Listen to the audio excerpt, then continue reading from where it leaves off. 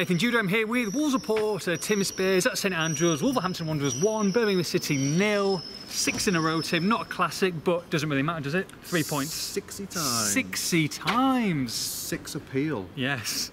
6 in a row. Wow. Someone's on form. Come on. I mean, it wasn't great, was it? But it doesn't matter, does it? I mean, they were just gritty performance. It wasn't. I mean, the kind of first half an hour, I was thinking, this isn't a typical derby. No. Wolves are playing the kind of sexy football that we all love, and Blues just couldn't lay a glove on them. You know? Second half was totally different story. Yeah. Like, it's a really typical derby. The home fans finally woke up and started creating some noise. Well, so did the players, I'll be honest. And that, yeah, that as well. And that the players kind of reacted to that, and it was very scrappy. Not many goal-mouth chances. No. And Wolves then really had to grind. To bump and grind. Yeah. to get to see it through and win the 3 points. I mean, incredibly, John Ruddy hasn't had a single save to make. No. By the way, all night, which just shows you the grit of of this defensive performance, which has won Wolves the game. Yeah, absolutely not a classic performance, but who cares? The start of the game, though, first 15 minutes, you thought it could be 2-3-4 here, really, and you know, horrendous defensive error led to the goal. 3 chances at it, but at least it went in the back of that sort of. Although I don't think the linesman was going to give it. It didn't go in the back of the net, that's for sure. 3 bites of the cherry. Yeah, first Caballero, then Jota. Fair play to the keeper. 2 great saves, and then he sort of saved the third one as well, just behind the line. 12 goals this season for Bonatini. Right place at the right time again. To score yet again. How many is that now? I've just said it's his 12th goal of the season. Incredible. Come on, man, come on. Okay, well, I'm tired now. I'm tired. Oh, yeah, it's been a long evening. So let's talk about the tackle as well, because I mean, Wolves kind of could have been playing against 10 men for a large part of the game, but didn't get given. Yeah, I mean, I tweeted at the time. It seemed like Blues' primary tactic was to kick Jota, and you wouldn't be surprised if Steve Cottrell had written it in massive letters on his on the whiteboard, on his tactics actually, board. probably a chalkboard actually. It was Mark Roberts. He'd already been through the back of Jota and I was surprised he wasn't booked for it. Yeah. And then 5 minutes later, a real nasty one, to be honest, right through the back of him, in front of the dugouts. I haven't seen a replay, but it looked like it could have been a red at first glance. Yeah. And he's only got a booking. He's nowhere near him though. No. He's gone to foul him and kick him. He's not gone for the ball. Yeah. And we've seen many teams target Jota this season. Blues are just the latest. That led to the red card near the end as well. Bench were quiet when that happened. Yeah, so Hammed again at the end. Jota's been fouled again. Yeah. He's reacted this time with a little bit of a push.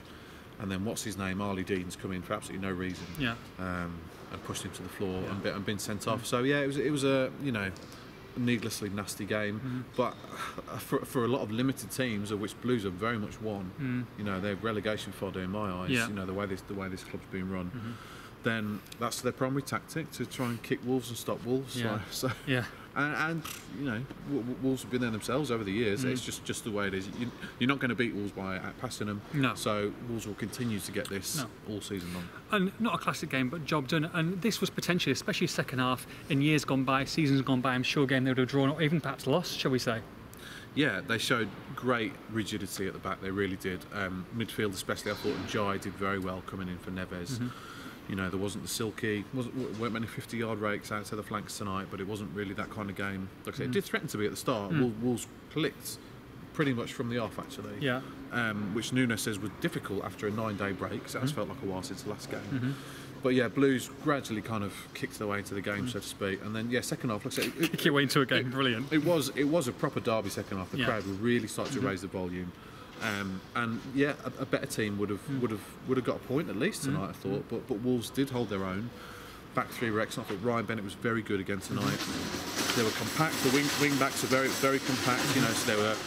Blues' main tactic was to try and get around the side and cross, and that was pretty much it, really. And Wolves were dealing with everything that was coming into that box. Like I said, really hasn't had a save to make. And then after the red card, which was about 10 minutes from time, they saw it through pretty comfortably.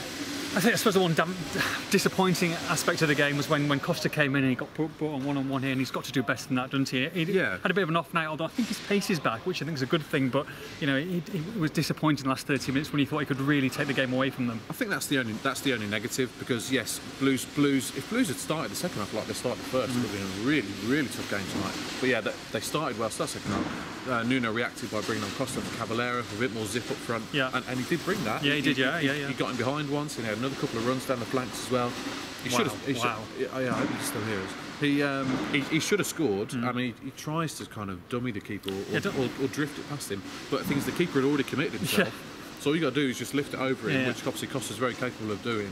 And he didn't. So yeah, maybe the Costa last season when he's been a bit more instinctive would have noticed that and chipped it over him.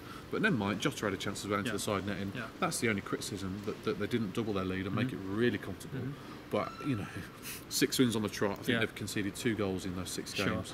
And they've got this settled side as well. I mean, with Neves to come back probably against Sunderland. They've got the settled side, and now they've got the cushion. I mean, it's 10 points now to 3rd place, with nobody really from that pack other than Villa looking capable of going on a real run and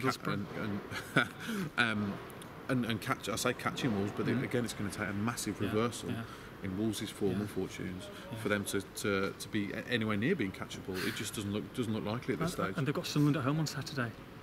I mean, if you keep on racking up those W's, and that gap will keep on going, won't it? Yeah, they've got a tough run of fixtures away from home. Sheffield Wednesday away, Millwall away, Bristol City away, all looking really tough on paper, and then it's Brentford home before the FA Cup. So yeah. You're so annoying, it's ridiculous. So yeah, a very appetising home game coming up. They have to be aware of the Chris Coleman bounce effect. I think they got a good away win last week. So we'll see. But there's very little that's looking like stopping Wolves at the moment. Happy days, and 2,500 fans going home, who were brilliant, by the way, weren't they? Also, yeah, they enjoyed themselves royally, and they will enjoy themselves tonight. It's Birmingham City 0, it's Wolverhampton Wanderers 1. For all the post-match reaction, make sure you log on to expressandstar.com.